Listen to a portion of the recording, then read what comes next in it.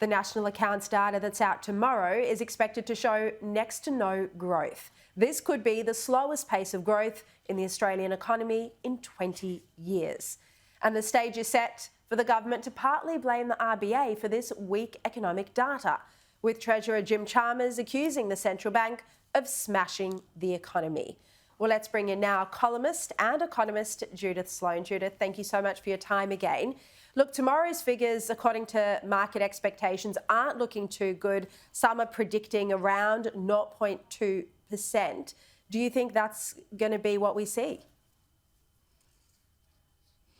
I think that's right, Sharri. So 11:30 is the big time when it comes out. And what I think people will have to understand is that actually most of the figures are in the locker. So for anyone who did economics, we used to talk about Y equals C plus I plus G plus X minus M. We actually know what most of those things are. So I think it's almost certain. I think the Treasurer will have got a memo from Treasury late last week, which is to tell him that the figure will be weak. And there's also the possibility that the March figure could be revised. These figures tend to be revised, and it could be revised downwards. So I think the picture will definitely be one of, smash, I think is a sort of perhaps unfortunate word, but a very weak economy. And I think Chalmers' reaction to that is to try and fend off the blame from himself and blame anyone else who's passing by, and that is particularly the Reserve Bank. Well, looking at what he said this week, he said interest rates are partly to blame. He's also blamed global factors. How responsible is the central bank for this weak economy? And given inflation is what's causing families so much pain, it is the biggest fight at the moment, did the RBA have any other choice but to raise rates 13 times? Well, they've really only got the one lever, which is the cash rate.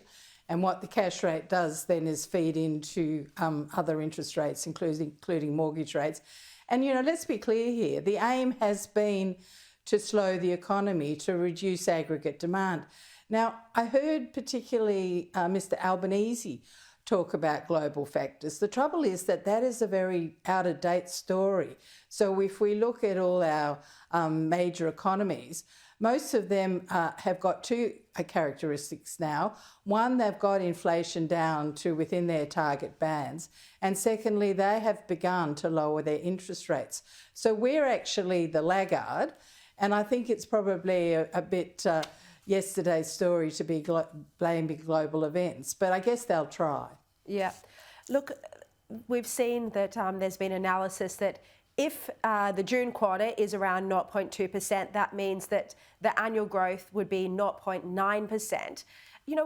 How does this sit in our history as a country? How do you compare this to the recession in the 1990s? Well, this sits badly because don't forget the population is growing between 2 and 2.5%, which is extremely strong, both historically but also by international comparisons. So if you've got the economy growing at 0.9 and the population, say, growing at 2, you quickly work out that in per capita terms we're going backwards. So this, I think, almost certainly will be the 6th quarter of negative per capita GDP growth. And in international terms, that is a bad story. It's not, it's basically a reflection of falling living standards. And you're not seeing the same gloomy story in a number of other countries, particularly the US, for example. Look, there does seem to be at least some frustration from the central bank about not just federal government, but state government spending as well. I mean, there's not enough focus on the state government spending, not just particularly Queensland, really. But there seems to be frustration on government spending. How much of a rift do you think there is? I mean, the Treasurer on television this morning said there's no rift, we're working together. Michelle Bullock's obviously his hand-picked governor. So do you think those reports that we've seen this week are a bit overblown? Well, let me put it this way. I don't think they're helpful. I think to kind of have an open battle with the Reserve Bank is really not a help in terms of economic policy. But there is clearly an element of, well, both someone applying the brake and someone applying the accelerator to this economic car, and that is not a good idea. Are the states part of the problem? Most definitely. But I do think, I saw Katie Gallagher make a ridiculous point, which is, oh, well, they have no control over the states. They do have control over the states, both in a sort of jaw-boning sense, but also in their ability to actually apply some financial penalties if they overspend. So I think it's an interesting point with Michelle Bullock because, they've changed some of the processes. So, for example, they don't have as many meetings.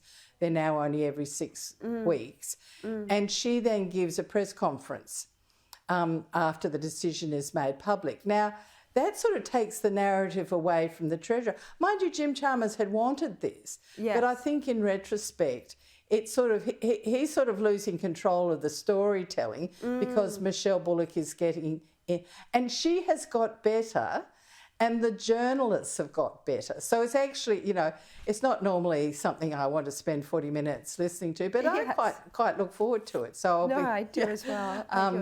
I'll be doing that regularly. All right, Judith Sloan, always terrific to have you on the show. Thank you again.